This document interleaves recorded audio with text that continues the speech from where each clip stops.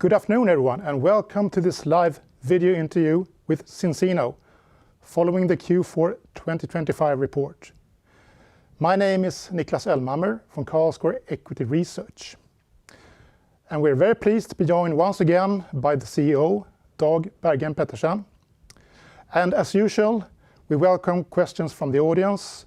So don't hesitate to submit your questions on the chat function, and we will try to address as many as possible.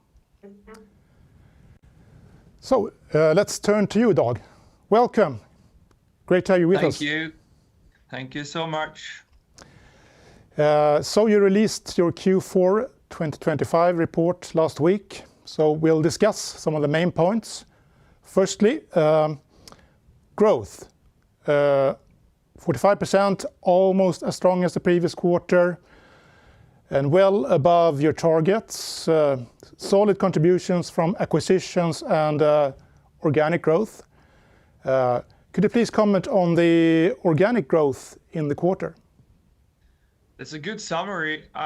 Thank you for that. I would say that the organic growth is much stronger than you might anticipate. But over the last years, we have done a lot of acquisitions. I don't know if we have an exact number on how you're calculating the organic growth per se, but I am very pleased with a lot of markets. Like Germany is crazy good, and that region has been like super strong. So all of the Germany and Austria and Switzerland have done like extremely well over the last years. We have significant growth in US, although that is probably the market I've had the highest amount of acquisitions that have contributed to the growth in US. It's the second largest market, while I would say that Germany is more or less only organic growth. Then if we move over to Europe in general, strong contribution. Same in Latin America. Asia is more or less on its own growth structure, although we've acquired two companies that contributes in Japan and Korea. But Taiwan is the strongest market, and we acquired a company, I would say, 7 years ago. So how can you evaluate? Is that organic growth or is it new growth? That would be the hard thing to say. I feel it's like organic growth. Okay, thank you. And you mentioned Central Europe. It's one of your core markets, and at least from the outside, it seemed to be one of the best performing, with I believe 66% growth in the quarter. What are the success factors? So maybe a step back could be smart to do. All of the listeners here or viewers who's watching this and knows Zinzino. For those of you, I apologize pre-handed on explaining. So Zinzino is a global brand. We are established in the Scandinavian. We have our headquarters in Gothenburg, Sweden. You can find the reports from the last 10 years, or maybe more than that, at our webpage. We are more or less selling test-based nutrition, preventative health, and very often you can see that what we have done in the core markets, like the Scandinavian market, are duplicated into the other markets. So there is a connection between the Scandinavians and the Europeans and what we're doing in the markets of US.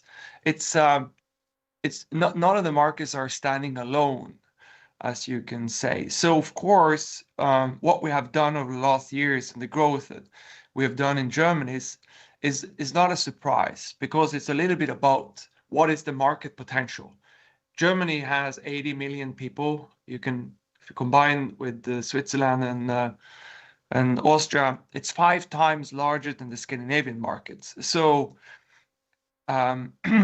we will probably be 10 times larger if we did the same revenue all over across the world in all our markets. If you times that with the percentage of sales that we have here in Scandinavia. Extraordinarily happy with the results and the growth that we've had over the last years in Germany and the markets around Germany, but it comes from our long-term ambition and the plans that we have created. So I'm not sure if I answer your question other than saying that we're really happy to see that kind of growth, and we will push through to do good growth all across the world. Okay, thank you. We have a question from the audience about subscription. Your model relies on recurring subscription revenue to a large extent. And how has the subscriber base developed in Q4, and what are the retention rates? That's an important question to say. Well, we are measuring our customer base, so we have around 1 million customers who are buying frequently at this very moment. And what do I mean by that? Parts of that are on subscribing or auto orders, buying 1 or 2 products. Part of that are customers who are buying like half a year or maybe even yearly. But the point is that 80% of the revenue comes directly from customers that are buying within the last 6 to 12 months. And what do I do with those numbers? Well, I'm steering the activity, the inventory, forecasts, how to spend money and all that. So when it comes to the second question of that question, that was the retention. It differs a lot, depending if it's on an old market or a new market. Zinzino is 20 years old, so of course in Scandinavia we have a very loyal customer base. In Europe in general, we have a good and loyal customer base, but in the US, I would say, since we've been there for 10 years, we have a pretty good and loyal customer base. Then in all new markets, it takes a little bit time for the subscription model to really breathe into the culture of how people are buying. Okay, we have one more question regarding numbers, so to speak. What is the total number of distributors globally? And yeah. So we define them in active and non-active. So I think it's around 40,000 more or less active distributors or field members who are selling the product all across the world. Okay, thank you. And regarding M&A, you have been active in 2025 and 2026, and you acquired It Works recently. Yes. What does the integration timeline look like, and what are the sort of key synergies you expect? I have a lot of internal questions in regards to this. I hope my staff is watching as well. They are sometimes tired of me and us acquiring a lot of companies. So you said that we have been buying some. So if you look at the last year, it has been a crazy development on that. I will repeat myself in general terms before I'm going into It Works. And this is more like a reminder for everyone who's watching who understands Zinzino, but also the new ones. So we have an ambition of being the #1 direct sales company on this planet, which is crazy and ambitious. We strongly believe that we are going to grow and do extraordinarily good over the next years. A part of our strategy is acquiring companies. And why do we do that? Well, it is to have increased distribution base. It's also maybe turning into new markets. It could be because we want to have new products or ingredients, or it could be all of those above. And then, of course, in many of the cases that we are going into. We find synergies and on the tech side, more or less, the Mexican companies now implemented totally into Zinzino. We established ourselves in Peru and are soon gonna go into Colombia as well. And we got new products. But all of the customer base and their partner base are on our technical system, meaning that what they spent on money on IT is now not a part of our cost structure. Then secondly, they had customer care. We are saving money on that. Marketing and branding, we are saving money on that. And then the scale of the business is also somewhere where we are saving a lot of, I would say, money, which is more or less in technical terms, financial terms, synergies. And you can see the same thing for It Works. And It Works, we are now this week, next week, putting all the customers and the partners into our system, meaning that we will close down It Works system in the end of March. More or less, maybe April, let's see. We have a lot of synergies on the financial part, customer care, marketing, branding, logistics. So there's a lot of good synergies in that acquisition as well. Then in another point is scale of the business. So why do we have the profits in Q4 and Q3 as we had? Well, it's because we are scaling the business, meaning that we get more revenue per use of cost. So that is kind of the bottom line of why we're doing acquisitions and also how we look at this acquisition in itself. Although it's not easy to do these kind of acquisitions, but we've been pulling that through pretty well over the last years.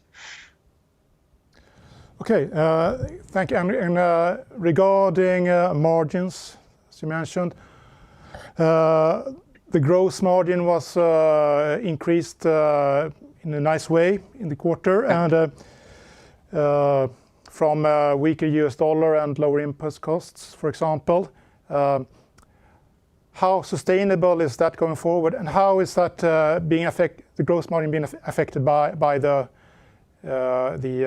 spree of acquisitions? I'm not sure if we have calculated that, and it's a little bit. You need to do some definitions on where are you going to say that this was an acquisition that.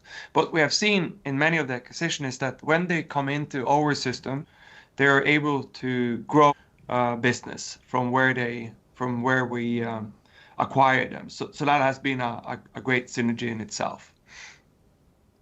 On the profit, on the growth side, so you were asking, could we sustain a 45% growth?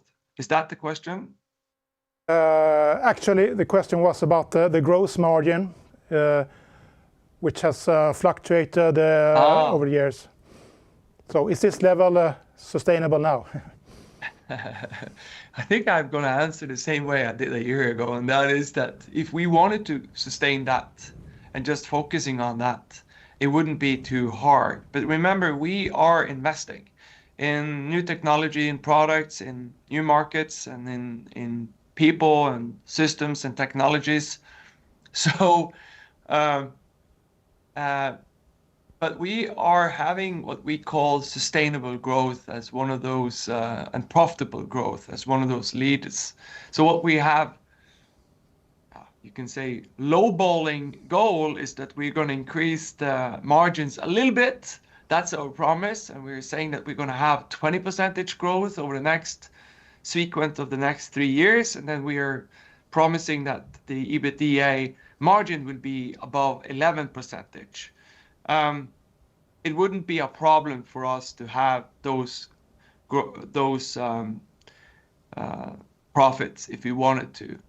But we are having a bigger goal, and over the next years, we would like to grow the markets, invest, and building a much more bigger company than what we have today. And then that needs investments. But we are going to have profit we're going to have sustainable, profitable growth. So we are promising everyone what we're promising on page 6, and that is above 20% and above 11% EBITDA. Okay, yeah, that's what was actually my question regarding the margin target, given that you already achieved it, or you're for 2025. I do understand the question because it's much lower than what we accomplished 2025. So it's a little bit boring maybe, and lowballing, or you can call it whatever you like, but we are investing. So my thinking is like this. This is what we promise. This is what we would like to really over deliver on. So that's where we are have our aims. Okay, and the 20% growth target could also perhaps be a bit conservative, given that you already have made acquisitions, for example, including It Works. Yeah, you're right. It might be on the low end, but you cannot take anything for granted. So it's just like to see what is happening now in Iran, and it impacts us shortly, and so you have a lot of outstanding things that could happen to us as a company. But I am pretty sure that we will be above 20% with It Works. But it's a lot of work implementing a company like that, and it's the largest acquisitions that we've done by far. My hope is that we will be on 25 or even 30% growth this year. But let's see, it's a little bit early to say. Okay, do you have any comments on trading so far in 2026? I mean, you released your January sales report at 20%, I believe, growth. I don't want to. It's one of those things that you shouldn't do too much of a comment on, the stock trading and all that. I think one of the things that were hit by last year was short sellers. So I'm thinking like this, that we will always get the right kind of price and the right kind of trading when we're performing well. So my idea is to concentrate our work on doing our job perfectly, improvement constantly, and expanding, growing, showing positive return on all the investments that we're doing, scaling the business, and be a very consistent growth player for every shareholder. What I'm extremely happy about is that we have had 13 years of paying out dividend, and at the same time being able to build the business like we are doing, despite that we are giving out a lot of the money and working capital. We've never had a better financial situation than what we are in at the moment. So I am quite pleased with what's happening, and I think that we will get the fair trading and fair amount of trading as well. Okay, another question regarding expansion acquisition. With acquisition largely funded through share issuance, can you commit that future M&A will be consistently EPS accretive? What does that mean? That you will be able to increase EPS even though you issue new shares to sellers of. Guarantees. Well, that's a difficult word maybe, but it's quite brilliant. It's quite geniusly what we're doing, because what we are buying the companies for, if you look at how we're doing the acquisitions, and you look at what growth you can see. It's brilliant for us to have a tool like that. So we are buying the companies with our shares.